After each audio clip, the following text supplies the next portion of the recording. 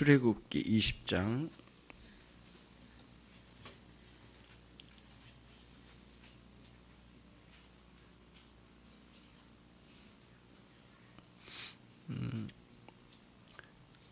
3절로 출애굽기 20장 3절로 11절까지입니다. 제가 먼저 읽습니다. 너는 나 외에 다른 신들을 잊게 말지니라.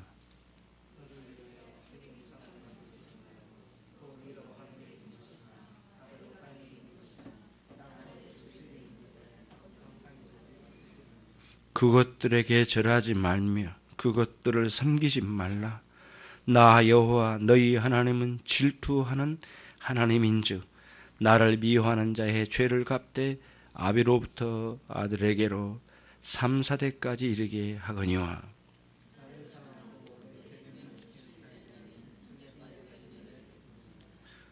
너는 너의 하나님 여호와의 이름을 망령되이 일컫지 말라. 나 여호와는 나의 이름을 망령되이 일컫는 자를 죄 없다 하지 아니하리라. 엿새 동안은 힘써 내 모든 일을 행할 것이나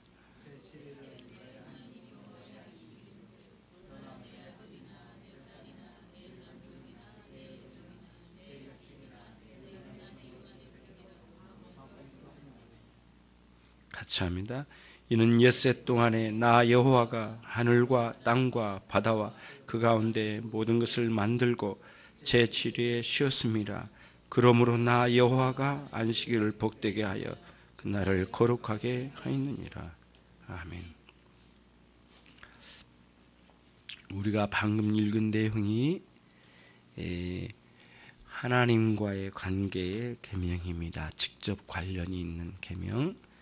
12절로 쭉 가서 우리가 이제 이어서 쭉 나가면 17절까지가 이제 우리 사람들과의 이웃과의 직접적 관련이 있는 말씀이 구분되는 거죠.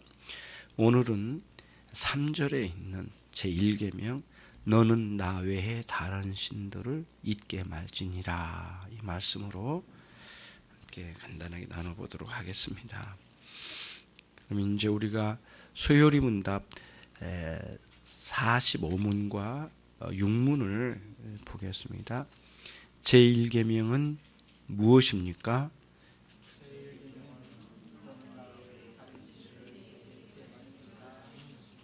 소요리 문답 제46문 제1계명에서 요구하시는 것은 무엇입니까?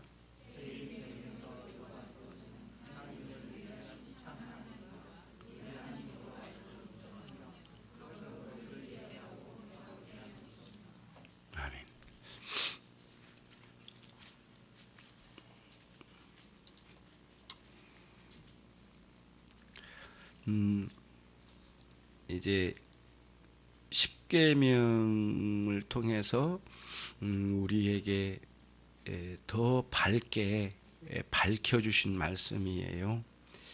그럼 1계명에서 요구하신 것은 단순히 수많은 신들 중에 한 분일 거라고 하는 신앙을 버려라는 거예요. 그런 신앙도 아니죠. 수많은 신들 중에 우리 하나님도, 우리 여호와 하나님도 한 신일 거라고 하는 생각을, 그것부터 버려라는 거죠. 우리 하나님은 그런 신이 아니시죠.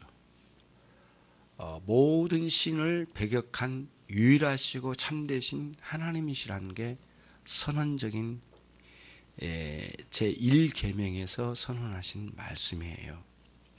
그래서 참된 신앙은 유일하시고 참되신 하나님을 알고 그 하나님을 예배하고 그 하나님을 찾아가는 게 참된 신앙이거든요. 여러 신앙 중에 대등한 신들 중에 한 분이라고 생각하는 것은 기독교에서 말할 때는 신앙이 아니다, 그런 생각이죠. 이제 여러분, 그 고대의 사람들의 생각은 철학으로 표현이 되는 거거든요. 그래가지고 이제 18, 9세기로 넘어오면서 세상은 온통 인간의 이성, 하나님을 믿는 신앙이 아니라 인간의 지혜로 어떤 절대자를 찾아가고자 하는 노력들을 많이 구사를 했어요. 그래가지고 자기 인간 하나님의 거듭나게 하신 이성이 아니라 하나님을 모르는 가운데서도 자기 이성으로 인간의 최고의 수준으로 올려갈 수 있다라고 확신을 하고 언제나 진화를 해서 인간은 최고도로 진화해서 신의 경지까지 올라갈 수 있을 거라고 하는 생각을 가졌던 게 합리주의가 생각하는 방향이었어요.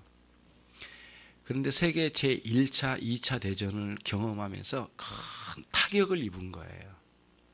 그런 주장이나 이 합리주의에서 말하는 그런 주장들이 커다란 타격을 먹었어요. 그래서 인간의 이성으로 이 인간이 진화되어 최고 수준을 올라갈 줄 알았는데 사람이 사람을 수백만 명을 죽여가는 전쟁을 통해서 큰 타격을 입고 대혼돈이 일어나기 시작했어요. 인간은 절대 그럴 수 없는 존재라고 하는 큰 충격을 먹은 거예요. 그래서 그전에는 이성 중심의 그런 인간의 지혜를 따라서 막 살려다가 이제는 도저히 그럴 수 없고 감성 중심의 인생을, 감성 중심의 이성을 따라가다 보니 각자 개별적으로 생각하고 느끼는 대로 살아가는 것을 추구했어요. 그러다 보니까 그런 시대적 큰 흐름 속에서 당신 생각한 것과 내가 생각한 것 서로 인정해 주는 것이 옳다.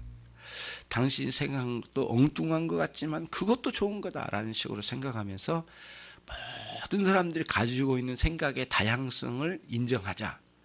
그리고 우리는 하나를 허물자. 그게 뭐냐면은 절대적인 진리를 빨리 허물자.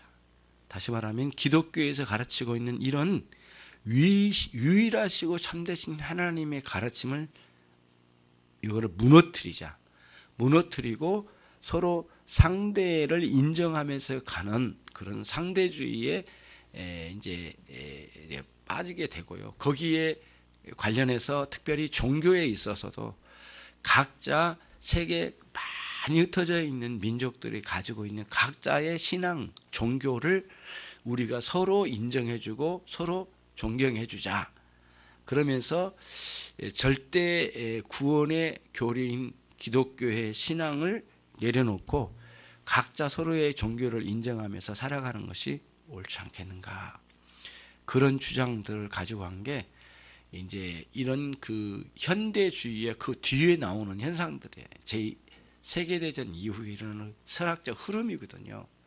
안타깝지만 거기서 종교다원주의적인 사상들이 막 흘러가는 거예요. 예, 그렇게 된 거죠. 좀 덥죠. 예, 우아기를 왜 이렇게 덥게 입고 졸고 있으면 안 되지. 예, 끝에가 진짜 따라가는 건데. 자, 그러면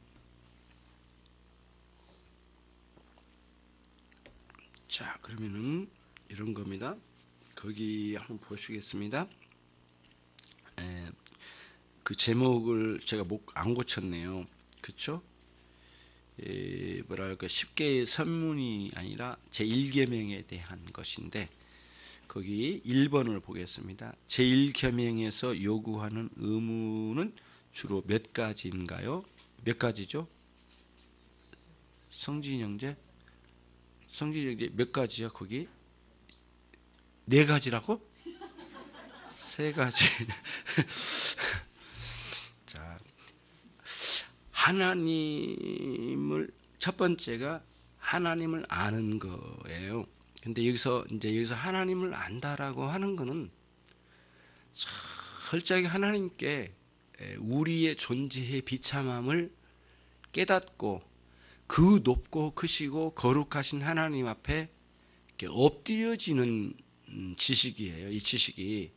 그냥 이지적으로만 아는 것을 말하는 게 아닙니다. 이때 하나님 안다라고 할 때는, 그러니까 우리 인간의 비참함을, 우리의 처지를 알고 하나님의 선하시고 높으심을 숙고하는 거죠. 생각할 줄 아는 거죠.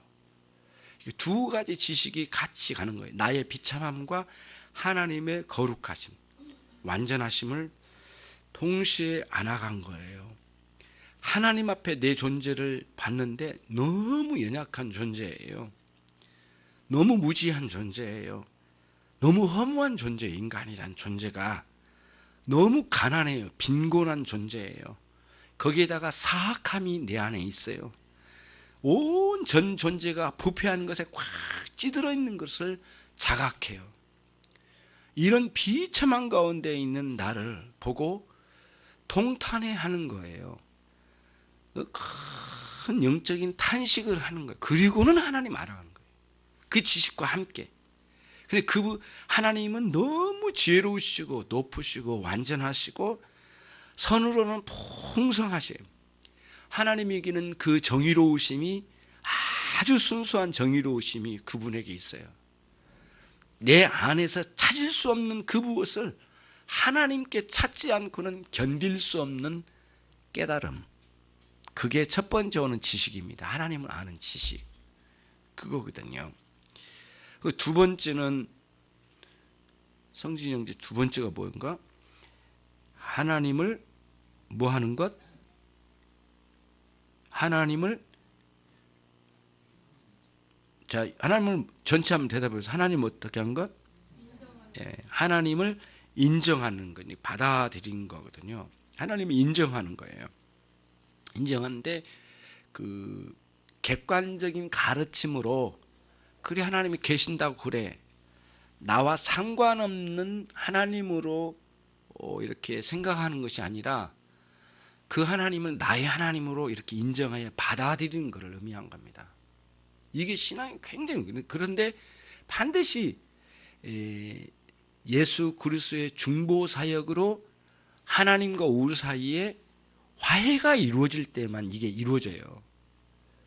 아무리 하나님이 대단하시고 위대하시더라도 그리스도의 중보 사역으로 나와 하나님 사이에 중보를 완전히 화평을 이루어지지 않은 상태, 그런 놀라운 은혜가 없는 가운데서는 하나님을 아무리 사람들이 높게 찬양을 해도 내 안을 인정해서 내 안에는 받아들여지질 않아요. 왜 그러냐면 내 안에 있는 죄성이 그래요. 부패성이 절대 이거를 거부한단 말이에요. 절대 받아들이기 어려운 거예요. 여러분, 그 사람들과의 다툼이 있잖아요. 문수 형제. 다투본 적 문수 형제는 없을 것처럼 느껴질 정도로 그러면 안 되죠. 문수 형제도 다퉜겠죠. 이게 다투난 뒤에 이렇게 뭐랄까 이렇게 화해가 될 때 그 사람들 입장도 받아들여지거든요. 근데 뭔가 이 안에 미움이 있고 분노가 있으면 받아들이지 않아. 아무리 쟤네가 나한테 좋게 말을 해도 안 받아들여지잖아요. 그러면 굉장히 흡사한 거예요. 하나님이 인정되지 않으면은 참되게 하나님을 이렇게 참되게 인정하지 않으면 제1계명이 우리에게 수용되지 않고 있는 거예요. 그러니까 제1계명에서는 제대로 그렇게 알고 그렇게 받아들여지는 신앙을 요구해요. 네. 그러니까 여러분, 오전에 염려지만 염려 걱정이 끌려다니면 안 돼요. 염려 걱정 없는 사람은 단 한 사람도 없어요. 진짜 그렇잖아요. 염려 걱정 없는 사람은 어디 있어요?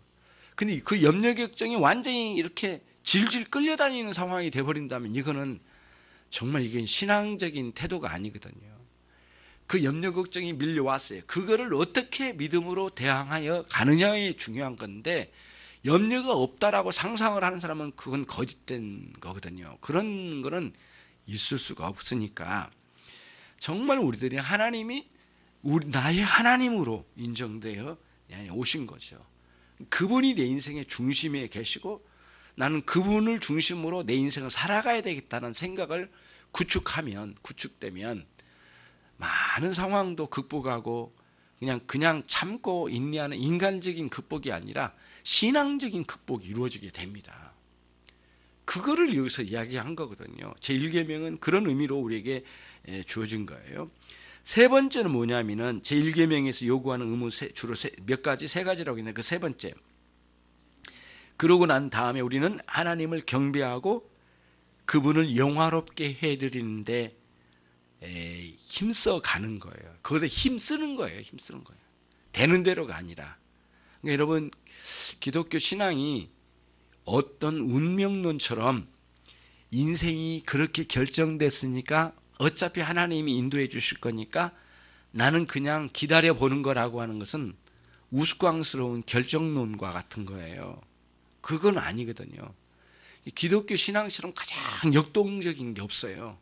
하나님께서 다 통치하신다고 하는데 너희들이 생각하여 자유의사 결정권을 가지고 계획도 하고 실행도 하고 그 일을 열심으로 추구해서 해나가도록 촉구하는 말씀과 같이 와 있어요. 그러니까 정말 우리는 이런 거예요. 어디까지 하나님의 역사함이라 이런 게 없어요. 어디까지 내가 해야지 열심으로 해나가는 거예요. 그리고는 하나님이 내 인생을 이끌어 가신다는 확신 속에 오늘 또 힘주시고 그 계획하게 실행하게 하신 것을 감사드리며 나가는 거죠. 그러니까 오늘 또 경배라고 하는 것도 그냥 알면 자동으로 경배되진 게 아니에요. 예, 경배하지 못하게 하는 요소가 오늘 또 수십 가지야. 너무 많아요. 오늘 또 경배 못하게 만드는 요소가 많아요. 그런 것들과 싸워서 나가야 되거든요. 그러니까 되는 대로 간다라고 하는 건 흐느적거린 것밖에 안 되거든요. 그래서 강력하게 여러분들이 의지적으로 그런 하나님의 은혜에 감사하면서 감격으로 실행해 나가는 거거든요. 알고 하나님을 인정하고 하나님을 영화롭게 하고자 하는 힘씀, 이것이 우리들에게 1계명에서 우리에게 주시는 의무로 주어졌어요. 반드시 알아가려고 하고 그분이 정말 우리에게 받아들여지기를 힘써 구하고 받아들이지 않은 상황을 받아들여지게 하는 그 힘씀을 하나님께 구하고 그리고 하나님 영화롭게 하고자 하는 열심히 우리들 안에 일써야 된다. 그런 말씀이에요. 자, 그럼 제2번 우리는 하나님에 관하여 무엇을 알아야 하는가? 그렇죠? 하나님에 관하여 알아야 하는 것. 수아 형제 첫 번째가 뭐죠? 예, 수아 형제 하나님 뭐죠? 그게 첫 번째가 첫 번째는 하나님이 계신 것을 믿는 거죠. 근데 여러분 이 말씀을 들으면 바로 생각나는 게 히브리서 11장 6절이 생각날 거예요. 그렇죠? 예.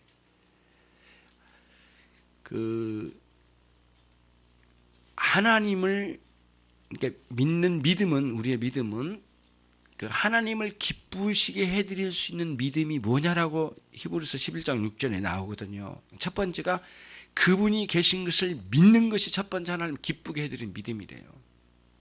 그분이 살아계시고 역사하시고 함께 하신 것을 확고하게 믿는 거예요. 그러면 그것과 함께 동시에 나온 게 뭐냐면은 그분이 나에게 상 주실 이시로 믿는 거예요. 상이라는 것은 뭐랄까 구하고 찾는 자에게 상급을 주실 거라고 하는 확신을 갖고 나가는 거예요.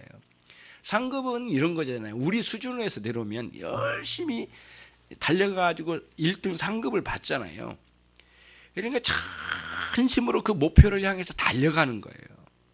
그래서 일생 동안 하나님을 추구하는 삶으로 살아간 자에게는 하나님 절대 외면하지 않으신다. 다시 말씀드릴게요. 열심히 하나님을 찾아가는 자에게는 반드시 하나님 만나 주실 거예요. 근데 너무 우리에게 기쁘게도 우리가 너무 기쁘게도 마치 우리가 쟁취한 것처럼 반드시 그분이 상급을 주신다는 거예요. 상급은 너무 기쁜 거거든요. 너무너무 기뻐요. 그거보다 더 기쁜 일이 어디 있어요. 근데 그런 것처럼 하나님이 나를 만나 주신 거예요. 내게 뭔가를 성취해 주신 거예요.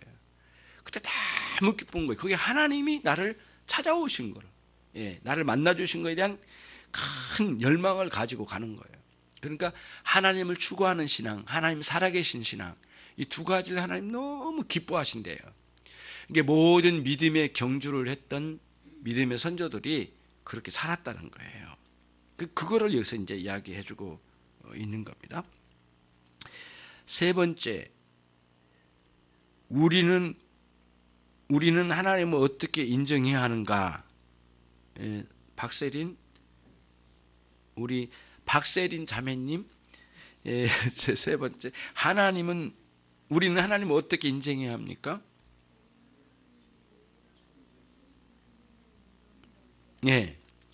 유일하시고 참되신 하나님. 이거 이제 그런 거죠. 그러니까 하나님이 이제 유일신 신앙이죠. 이런 게 구약에 많이 강조된 유일신 신앙인데, 여기서 무슨 뜻이냐면요, 모든 신을 제거하는 거예요. 다시 말씀드릴게요. 우리에게 때처럼 묻어 있는 올바른 신이 있을 거라고 하는 의식을 다 제거해야 돼요. 그러니까 예수님 믿는 거는 포기입니다. 포기. 예수님 외에도 구원이 있지는 않을까? 예수님 믿지 않고도 행복을 이룰 수 있는 그 방법이나 길이 있지 않을 거라고 하는 모든 걸 다 포기하는 거예요. 다 포기하는 것을 요구하는 거예요. 그러니까 하나님께 말씀은 너는 나 외에 다른 신들 네게 있게 말지니라 라고 할 때는 모두 있지 않게 만들어야 되는 거예요. 그게 안 이루어질 때에는 기독교 신앙의 참된 신앙으로 못 들어온다는 거예요. 그렇게 인정을 하는 거예요. 우리가 그분을 인정할 때 내 안에 있는 걸 다 걷어내지 않으면 안 돼요. 이게 구원받는 신앙이 이런 신앙이거든요. 그러니까 신앙에서 굉장히 헷갈리고 혼돈스러운 게 뭐냐면은 예수님 외에도 다르게 구원의 길이 있지는 않을까? 진정한 행복의 길이, 영원한 행복이 있지 않을까라는 어렴풋한 생각도 용납이 안 되는 거예요. 그걸 제거하는 거예요. 그러니까 우리가 주님을 영접하여 신앙생활에 가는 것은 대변혁이거든요. 우리 안에 큰 변혁이 일어나요.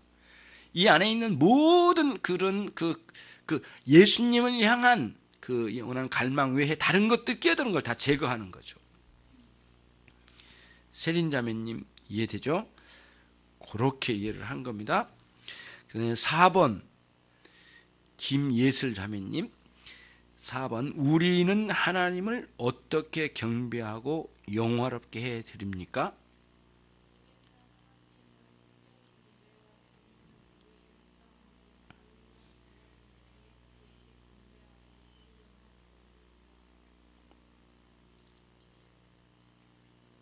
그래요?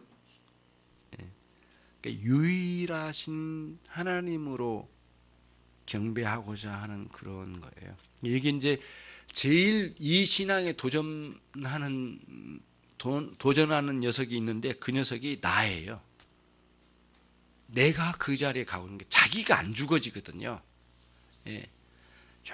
조금만 마음 상하면 용납을 안 해. 이 마음에 굴벌하니 이게 너무 이렇게 자기가 무너져야 되겠는데요. 그럼 허물어지지 않아. 그런 것들이 있거든요.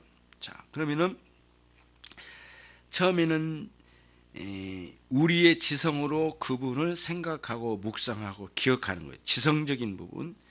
그 다음에 2번에는 의지적인 부분이에요. 우리의 의지로 그를 우리의 지구한 선으로 선택하고 섬기기를 자발적으로 헌신해 나가는 거예요. 지성과 의지 두 가지 면을 이야기해주고 있거든요. 그렇게 이제 우리가 하나님을 인정하고 그분을 그렇게 알고 그분께 온전히 헌신하고자 하는 열망으로 나가도록 촉구하는 것이 뭐라고 해서 1계명에서 너는 나 외에 다른 신들 있게 말지나라고 하는 그 내용이 거기 들어있다는 거예요. 이 안에 그런 거예요. 그런 거죠. 그런 것들과 싸워가야 돼요. 그러니까 가장 싸움에 어려운 게 뭐냐면 자기 자신이에요. 지독하게 앉으려고 해. 내가 앉으려고 그래요. 다른 건 다 이겼는데 마지막 이기지 못하는 게 나 자신이에요. 지독하게 안 변하려고 하고 버티고 그런 거죠. 이런 모든 신앙을 잘 해나가기 위해서는 하나님을 향한 그 경외심이 우리에게 필요한데요. 이 경외심이라고 하는 게 뭐냐면은 이런 거예요. 하나님을 사랑하고 두려워하며 존경하는 마음이에요. 예, 존경심으로 나가는 거죠. 이게 하나님을 향한 사랑과 두려움과 존경심이 하나로 잘 어우러져서 그 하나님을 향해서 가려고 하는 이런 마음의 태도가 경건 또는 경외심이라고 우리가 배워가는 거거든요. 그런 차원에서 이제 우리 자신들이 한번 우리 신앙에 있어서의 도전된 것들 4가지만 정리해 봅시다. 우선 하나님을 두려워하고 사랑하는 마음은 우리 안에서 끝없는 미신을 제거하려고 부단히 싸워요. 예. 그러니까 미신적인 요소들을 부단히 싸워가는 거죠. 여러분 그 로마 가톨릭에서 그 뭐랄까요?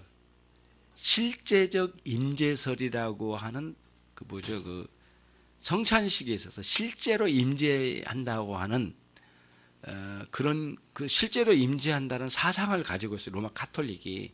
나중에 이제 그런 사상들이 성찬식에 들어오거든요. 그럼 여기서 들어올 때 뭐가 문제가 돼버리냐면은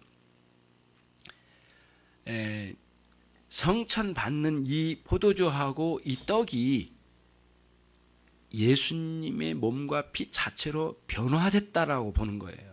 이때 뭐냐면은 거기에 이제 보면 이 사람들이 가르치는 교리가 있어요. 로마 가톨릭 교리가 있는데, 물론 우리의 육신으로는 감지가 잘 안 되지만 예수님의 피와 살로 변했다는 사실을 믿고 들어가야 된다, 이렇게 보는 거예요. 육체적으로, 그러니까 우리 그러잖아요. 실제로 이게 예수님의 피하고 살로 변했다는 사실을 이렇게 느끼지를 못한다는 거예요. 이제 그 사람들이 하는 말이 그래요. 그래서 왜 그런가? 우리 육체적인 감각은 한계가 있기 때문에 이렇게 말해버리고, 그 다음에 이 포도주와 이 빵이 예수님의 몸덩어리, 예수님의 피로 지금 확 변했다. 그거를 믿으라는 거예요. 그러니까 이 세상에 있는 물질이 예수님의 신성한 몸으로 변화됐다. 신이 됐다라고 한 것을 받아들이라는 거예요. 이게 로마 가톨릭에서 성찬식에서 강요한 건데, 이게 뭐냐면 바닥에 뭐가 깔렸냐면은 이 세상에 있는 물질도 신으로 변화될 수 있다 없다? 있다라고 하는 미신이 깔려 있는 거예요. 이런 미신들과 싸워야 되는 거거든요. 종교개혁자는 이것과 굉장히 많이 써요. 그러니까 어떤 면에서는 종교개혁에서 이 성례전 때문에 개혁이 일어났다고 해도 과언이 아니에요. 엄청나게 큰 문제가 그게 이제 도사리고 있는 거거든요. 예. 그럼 그게 뭐냐면은 예수님을 교회가 제공해 줄 수 있다라는 거예요. 교회론적인 차원에서 타락상은 뭐냐면은 교회가 예수님을 이렇게 해서 너희들에게 제공시켜준다. 그러니까 교회는 굉장한 신적 권위를 가지고 있는데 그 중심에는 교황이 있는 거고. 그러니까 이 교회론이 완전히 뒤범벅이 돼버린 거예요. 그러니까 하나님의 위치로 올려놓은 거예요, 교회를. 그러니까 교회가 이렇게 제공시킨다. 그러니까 교회가 하는 말 다 들어. 알았지? 두말할 것 없이 복종해. 그래서 교회가 억압을 해나가는 거예요. 한마디로 말하면 이건 너무 과격한 표현인지 모르지만은 너희들이 믿고 싶은 신을 제공해 줄 테니까, 우리가 떠 넘겨줄 테니까 걱정 말고 기다려. 그 말하고 똑같은 거예요. 그러니까 교회론적인 파괴, 이런 것들이 굉장히 많이 이제 들어온 거예요. 이게 미신과 싸워야 되는 거예요. 그러니까 오늘 이제 확정 지어요. 어떤 물질도 신으로 여길 수 있다 없다? 없다. 신으로 변화시킬 수 없다? 있다 없다? 없다. 그리고 어떤 물질 안에도 신적 효험이 들어가 있어가지고 무슨 일을 발생하는 어떤 능력이 있는 것처럼 발생된 것처럼 말하는 건 모두 미신이에요. 그게 이제 로마 가톨릭이면은 이제 범신론이나 정령사상 다 찌들어 있어요. 모든 세상이 그 사상이 다 찌들어 있어요. 하나님의 참된 신앙을 떠나는 데는 그런 사상이 다 끼어들어 있어요. 여러분, 그런 거죠. 예. 그러니까 참된 신앙으로 우리가 잘 배려지면은 우리들이 그런 것에 대한 두려움에서 완전히 제거될 수 있는 거죠. 예. 예. 무슨 말씀인지 알겠죠? 예. 아주 그런 신앙이 아주 깨끗한 신앙에 대해서 어떤 큰 밤중에 어떤 무슨 이상한 신령한 것이 막 나와가지고 해치지는 않을까라고 하는 이런 것도 모두 제거되는 거예요. 예. 깨끗하고 순결한 이런 미신들을 제거하는 것이 여기서 말한 너는 나 외에 다른 신들이 있게 말지니라 이 말씀 명령이 딱 들어와 있는 거예요. 힘내게 가는 거죠. 두 번째는 뭐냐면은 의도적으로 하나님을 등지려고 하는 이런 못된 근성이 인간 안에 있는 거예요. 그래서 아까 412장 찬송가에 날마다 우리는 주님을 배반하나 그게 이제 죄 속에는 다 그게 죄의 DNA 속에는 하나님을 배반하고자 하는 DNA가 다 들어있어요. 아무리 작은 죄라도 표현하자면 그래. 다 그게 아닌 근성으로 들어있어요. 하나님을 향한 배도의 근성을 제거시키는 거죠. 싸워야 되죠. 이게 이제 1계명이 들어있는 거고요. 그 다음 또 하나예요. 우리는 인간은 참된 1계명의 정신을 따라서 살지 않는 사람들은 항상 인간들의 마음에는 자기가 어떤 신을 그려내요. 그려내가지고 상상으로 신을 만들어내는 망상에 찌들어 있어요. 인간이. 그래서 칼빈 선생님이나 이 개혁신앙자들이 하는 말이 그래요. 인간의 마음은 신을 찍어내는 만들어내는 공장이다. 그렇게 표현해서 공장. 그 공장을 빨리 불태워야 돼. 이걸 없애야 돼. 그래서 망상으로 하나님을 생각하고 이런 그런 상상으로 만들어내는 그 하나님을 모두 제거하고 어디로 돌아와야 돼? 하나님의 말씀으로 돌아온 거예요. 그런 것이 우리에게는 필요해요. 그게 1계명에서 우리에게 요구하신 강력한 사항이란 거예요. 네 번째는 뭐냐면은 이런 거예요. 위선적 신앙이 있어요. 마음은 없으면서 있는 것처럼 하는 것. 그리고 그리고 반대로 가면 뭐예요? 뻔뻔스럽게 등 돌려버리는 것. 아주 의도적으로 배도하는 길. 그 다음에 이렇게 뭐랄까요? 남들에게 신앙이 있는 것처럼 폼 잡는 것. 이런 것들. 외식이잖아요. 외식.